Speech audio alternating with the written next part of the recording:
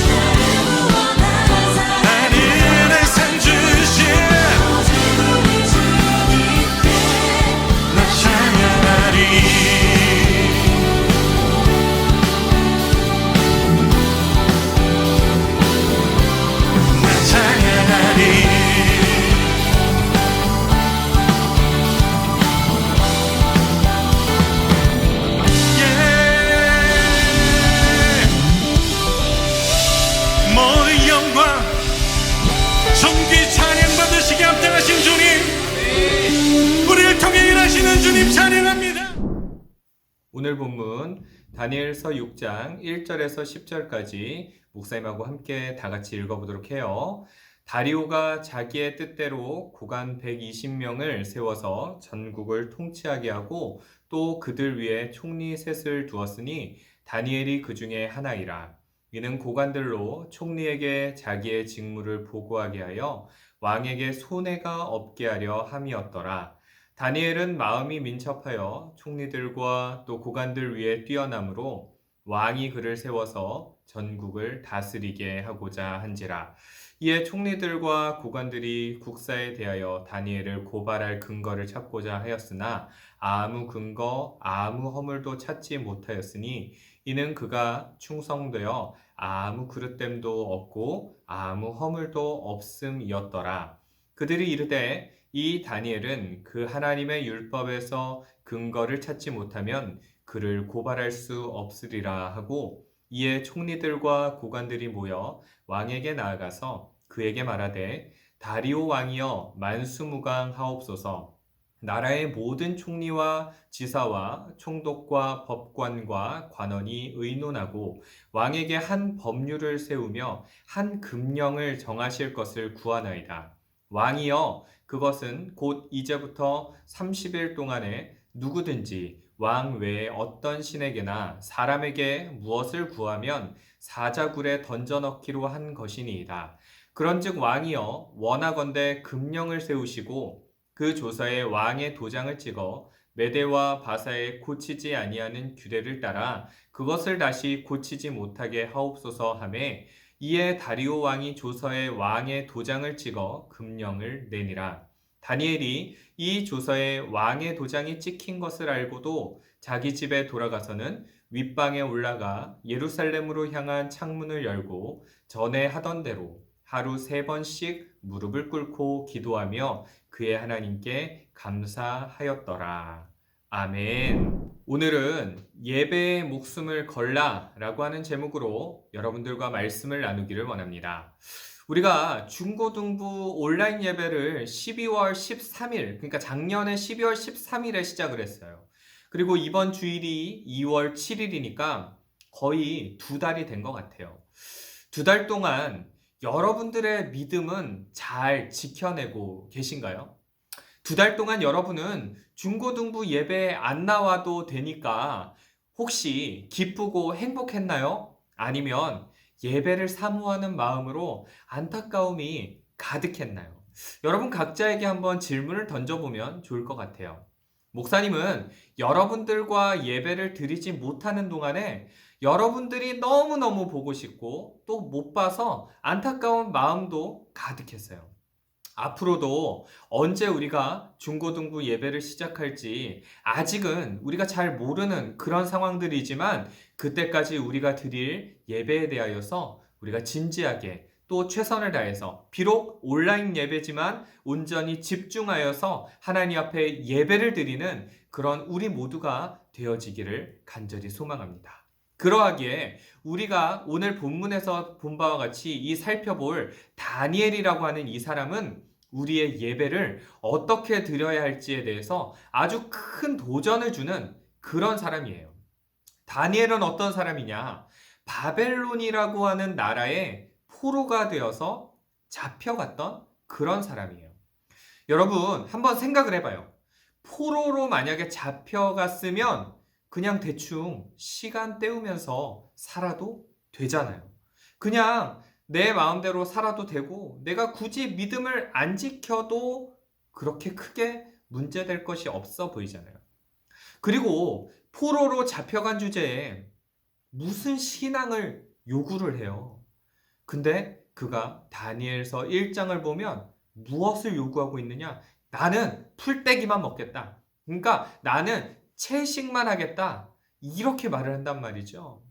그러니까 이게 무슨 의미냐면 그때 당시에 잡혀왔던 많은 그 무리들이 있었는데 그 무리들이 무엇을 먹었느냐? 왕이 먹는 진미, 그러니까 왕이 먹는 그 음식들을 제공을 받아서 그 음식을 먹었는데 이 음식들은 어떤 음식들이었냐 하면 우상에게 한번 바쳐졌던 그런 음식들이었다라고 하는 거예요. 그런데 이 다니엘은 자신의 믿음 때문에 이 음식들을 안 먹겠다라고 하는 거예요. 그런데 이 당시에 그냥 단순하게 음식을 안 먹는 게 도대체 무슨 문제가 있을까라고 생각을 할 수도 있겠지만, 여기에서 음식을 먹지 않는다는 것은, 왕이 하사하는, 왕이 내려주는 음식을 먹지 않는다는 것은 목숨을 거는 일이었거든요. 오죽하면 다니엘을 지키던 환관장이 이런 말을 해요. 다니엘서 1장 10절의 말씀을 보면 너희 때문에 내 머리가 왕 앞에서 위태롭게 되리라 하니라, 이렇게 기록을 하고 있죠. 그러니까 여러분, 이 의미를 한번 좀 기억을 해보세요. 너희 때문에, 다니엘과 너 세 친구와 너희들 때문에 지금 내 머리가 왕 앞에서 나 지금 위태위태해. 나 믿음이, 너희들 믿음 때문에 내 목숨이 지금 위태위태해. 이렇게 말을 하는 거죠. 그러니까 이 다니엘이 지금 하고 있는 이 행동은 믿음을 지키기 위해서 목숨을 거는 행위였다라고 하는 거예요. 다니엘 일행들이 잘못되면 다니엘도 사형당하고 황관장도 죽는 거예요. 그럼에도 그들은 믿음을 지켰고 열흘 후에 오히려 얼굴이 더 좋아졌다는 거예요. 그렇게 하자 하나님이 그들에게 어떤 은혜를 베푸셨을까요? 말씀은 이렇게 말을 하고 있어요.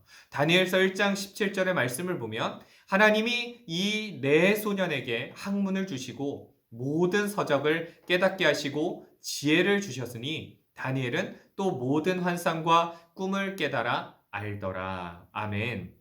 그렇게 하나님께서 그의 삶을 높여주셔서 높은 지위를 얻게 하신 거예요.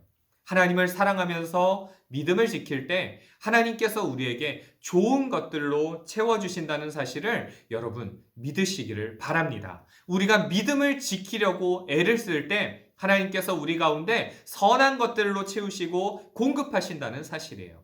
이제 오늘 본문 1절을 보면 다리오 왕이 높은 관리 120명을 세워서 전국을 다스리게 합니다. 그리고 그 120명 위에 또 누구를 두느냐? 총리를 셋을 두게 됩니다. 그 중에 하나가 다니엘이에요. 그런데 이 다니엘의 모습이 어떠했느냐? 오늘 본문 3절에서 이렇게 기록을 하고 있어요. 다니엘은 마음이 민첩하여 총리들과 고관들 위에 뛰어남으로 왕이 그를 세워 전국을 다스리게 하고자 한지라. 아멘. 그러니까 마음이 민첩했다, 이렇게 기록하죠. 매우 빠르고 분명하고 일 처리를 아주 잘했다, 아주 유능했다, 이런 의미예요. 총리들과 고관들 위에 훨씬 더 뛰어난 사람이었다라고 하는 거죠. 하나님이 그런 지혜와 명철과 또 능력을 주신 거예요. 게다가 그를 세워서 전국을 다스리게 하였다라는 거예요. 여기에서 알 수 있는 사실은 하나님을 뜨겁게 예배하는 사람을 하나님께서 그냥 내버려 두지 않고 하나님께서 그를 높여주셨다라고 하는 것을 우리가 확인해 볼 수가 있어요. 그러자 그런 다니엘을 시기하는 사람들이 나타나기 시작합니다. 4절에 보니까 이렇게 기록되어 있는데 목사님하고 한번 같이 읽어보도록 해요.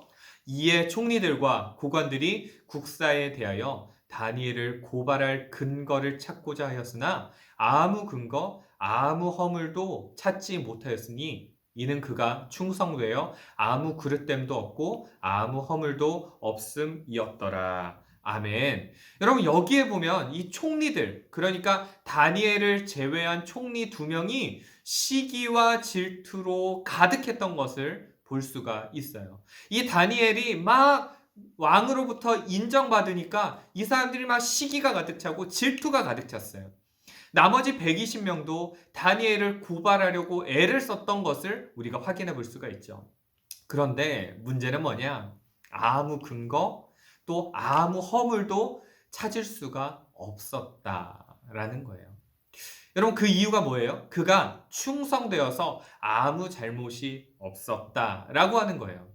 저는 여기까지의 장면을 보면서 누가 떠올랐느냐? 요셉이라고 하는 사람이 떠올랐어요. 요셉이 얼마나 하나님 보시기에 신실하게 행했을까요? 그는 어떠한 상황에서도 하나님이 지금 나를 보고 계신다, 나를 지켜보고 계신다 라고 하는 그 마음과 믿음과 또 충성된 마음이 있었어요. 그래서 그렇게 충성되게 삶 속에서 행동을 했더니 애굽의 총리가 되었잖아요. 다니엘도 어떻게 행했느냐? 하나님 보시기에 부끄러움이 없는 그런 성실한 모습으로 살았다라고 하는 것을 우리는 본문을 통해서 알 수가 있어요.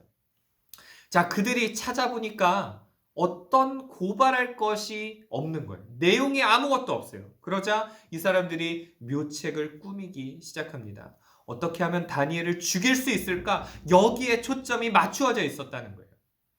저거 다니엘이 하나님을 섬기는 것을 우리가 알고 있다. 그래, 그걸로 넘겨버리자. 이런 생각을 했던 것 같아요. 하나님을 섬기는 것을 다니엘이 알고 있는데 그것을 최고의 흠으로 잡아서 다니엘을 죽여버리자. 이런 생각을 했던 거예요. 그래서 오늘 본문 7절에 보면 이렇게 나와 있어요. 또 목사님하고 한번 같이 한번 읽어봐요. 나라의 모든 총리와 지사와 총독과 법관과 관원이 의논하고 왕에게 한 법률을 세우며 한 금령을 정하실 것을 구하나이다. 왕이여, 그것은 곧 이제부터 30일 동안에 누구든지 왕 외에 어떤 신에게나 사람에게 무엇을 구하면 사자굴에 던져 넣기로 한 것이니이다. 아멘. 여러분 7절을 보면 얼마나 이들이 교묘하게 다니엘을 함정에 몰아넣고 있는지를 우리가 알 수가 있어요. 나라의 모든 총리와 지사와 총독과 법관과 관원까지 참 많이도 모였어요. 여러분. 다니엘 한 사람 죽이겠다고 이 수많은 사람들이 의논을 하고 있는 거예요.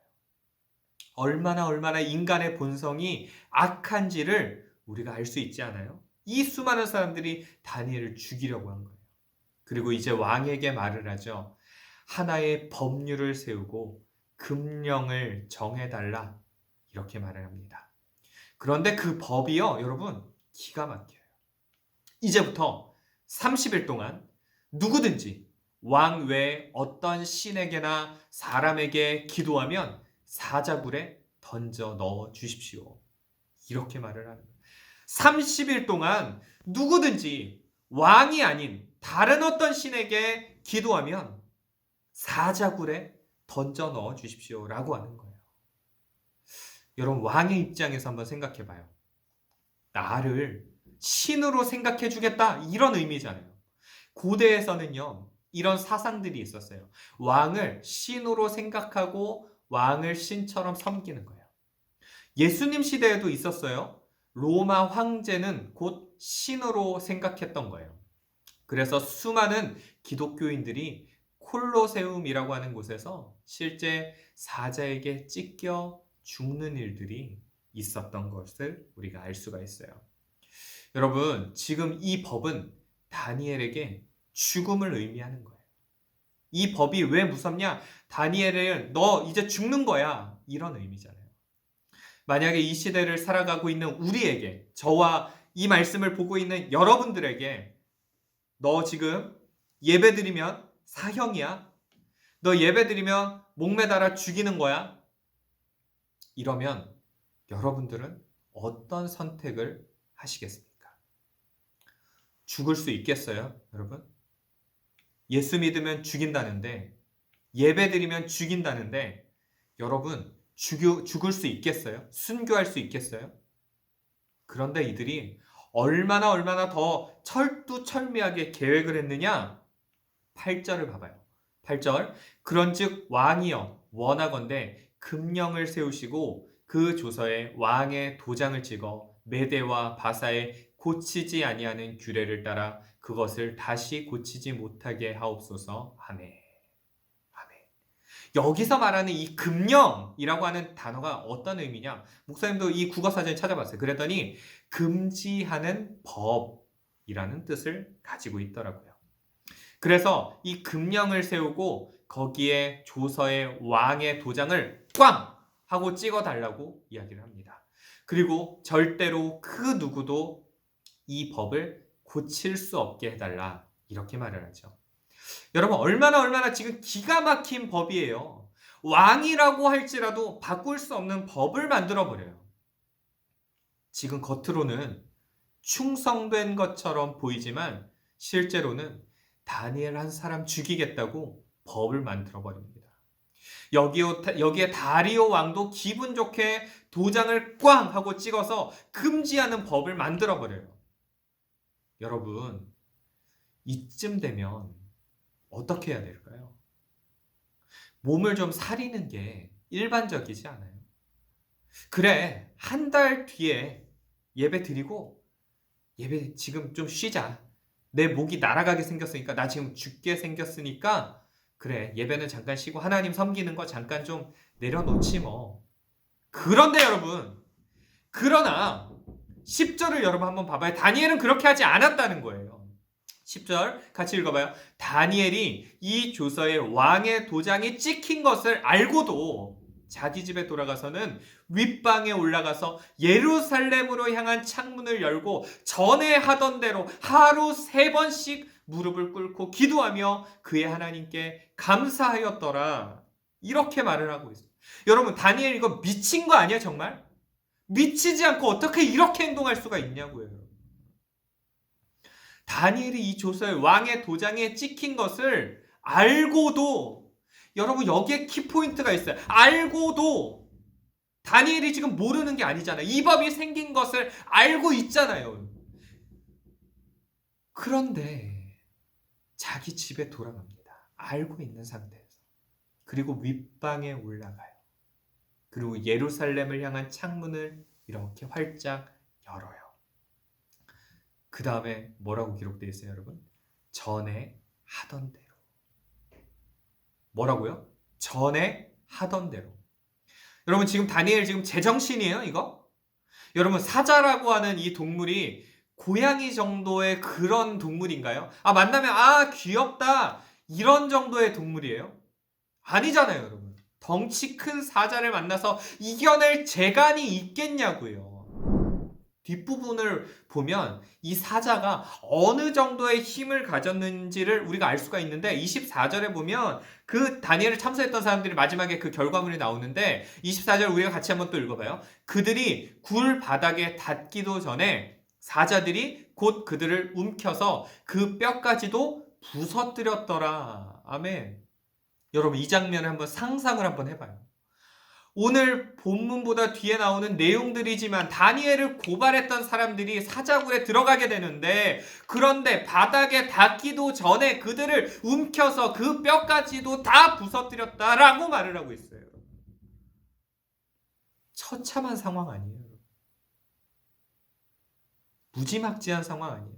그 장면을 만약에 우리의 눈으로 실제로 본다라고 한다면 얼마나 잔인하냐고요.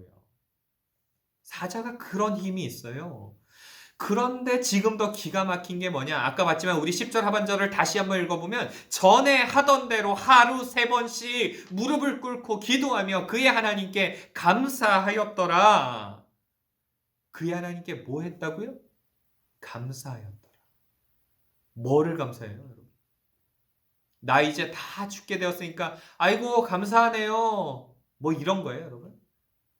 그는 그런 상황 속에서도 하나님을 향한 믿음을 잃지 않았던 거예요. 더 하나님을 사랑하고 그분께 모든 감사를 올려드린 거예요. 여러 가지 어려운 상황들 속에서도 그는요, 감사함을 잃어버리지 않았던 거예요. 목사님은 여기서 굉장히 충격을 받았어요. 지금 하나님께 예배드리면 처참하게 사형당해야 하는데 감사할 수 있는 사람이 누가 있겠어요? 여러분들은 그렇게 할 수 있어요? 지금 나 예배드리면 지금 나 사형당한다는데 거기서 감사할 수 있겠냐고요. 그럼에도 다니엘은 하나님께 예배하는 것을 멈추지 않았어요. 게다가 하루에 몇 번씩 예배드렸어요? 하루에 3번씩 예배드렸다라고 기록해요. 여러분 목숨을 부지하려면, 목숨을 연명하려면, 안 죽으려면, 그러면 하다못해 내가 최소한으로 몰래 예배 드리려면 횟수라도 줄여야 될 거 아니에요. 그나마 살아남으려면 그렇게 해야 되는 게 정상 아니에요, 여러분? 그런데 그는 그렇게 하지 않았다는 거예요. 원래 하던 대로 하루에 3번씩이나 기도하면서 하나님 앞에 감사하면서 예배했다는 거예요. 그런 다니엘을 하나님이 지켜주세요. 22절을 우리가 뒷부분을 보면 이렇게 나와 있죠. 목사님과 또 같이 읽어봐요. 나의 하나님이 이미 그의 천사를 보내어 사자들의 입을 봉하셨으므로 사자들이 나를 상해하지 못하였사오니. 하나님의 사람을 결코 하나님께서 그냥 내버려 두지 않아요. 그리고 그를 하나님이 살려내신 것입니다. 할렐루야, 아멘. 여러분 이것을 믿으시길 바라요. 결국에 그를 고발했던 사람들은 사자굴에 들어가고 바벨론 왕 다리오는 하나님의 은혜를 찬양하는 놀라운 반전이 여기서 일어나게 돼요. 그의 삶을 바라보며 우리가 도전받아야 할 것이 있어요. 오늘 말씀의 제목처럼 예배에 목숨을 걸라라고 하는 거예요. 그러지 않으면 우리는 쉽게 믿음을 포기할 가능성이 크다는 거예요. 우리가 모일 수 없잖아요, 지금. 예배할 수가 없잖아요. 그래서 더더욱 하나님을 예배하는 것에 대해서 감각을 잊어버리기가 너무너무 쉬워요. 이제는 교회에 나오지 않는 게 너무너무 익숙해졌어요. 찬양을 부르지 않는 것이 너무너무 익숙해져 버렸어요. 답답했던 마음도 이제 모조리 다 사라져 버렸어요. 그러나 그런 때일수록 우리는 이 예배에 목숨을 걸어야 될 줄로 믿습니다. 온라인 예배라고 무시하지 말고 이 순간 드리고 있는 이 예배도 하나님이 받으실 만한 예배로 드려야 하는 거예요. 집중해서 드려야 하는 거예요, 여러분. 퀴즈 풀고 달란트 받을 목적으로 설교 듣지 말고 이 예배, 지금 내가 드리고 있는 이 예배 하나님 받으실 만한 예배가 될 수 있도록 그렇게 내 마음을 옮겨드리고 내 마음의 생각과 중심이 하나님을 향하여서 더 한 발자국 한 발자국 걸어가야 되는 거예요. 이 말씀이 진짜 내 영혼을 살리는 말씀이다. 이런 마음을 가지고 듣지 않으면, 그렇게 집중해서 말씀을 보지 않으면, 우리가 하나님 앞에 몸부림치지 않으면 얼마든지 우리 믿음을 포기할 수 있기 때문에 그래요. 제가 뭐가 제일 걱정되는지 알아요, 여러분? 우리가 다시 대면 예배로 전환되어서 우리가 중고등부 예배를 드리게 되었을 그때 혹여나 떨어져 나간 우리 중고등부 친구들이 있을까 봐 목사님 그게 너무나도 걱정이 되고 염려가 돼요. 사랑하는 여러분, 믿음을 잘 지켜내기를 바랍니다. 여러분, 목사님은 여러분이 정말 너무너무 보고 싶어요. 그러나 만날 수 없어서 그 또한 안타까움 또한 한가득이에요. 이런 어려운 상황들이 있지만 여러분, 예배에 목숨을 걸고 다니엘이 보였던 신앙의 그 모습을 우리 또한 본받아서 지금 드리고 있는 이 온라인 예배 가운데 최선을 다해서 그렇게 매주마다 예배 드리면서 또 하나님의 은혜를 사모하는 저와 여러분들 모두가 되어지기를 간절히 소망합니다. 기도하겠습니다. 은혜가 풍성하신 살아계신 우리 아버지, 오늘도 하나님의 은혜 가운데 우리 귀한 하나님의 말씀을 나누게 하여 주시니 감사합니다. 비록 온라인 예배지만 하나님 아버지, 이 예배를 온전히 하나님 앞에 기쁘게 올려드릴 수 있기를 소망합니다. 말씀을 통하여 우리의 삶이 뜨거워지고 우리의 믿음이 뜨거워지고 우리의 신앙이 뜨거워지는 놀라운 은혜의 역사가 임하게 하여 주시옵소서. 비록 우리가 함께 만날 수 없지만은 하나님, 우리가 다시 만날 그때 우리가 다 같이 함께 모여서 뜨겁게 아버지 하나님께 예배할 수 있는 우리 모두가 되게 하여 주옵소서. 우리 주님 예수님의 이름으로 기도합니다. 아멘.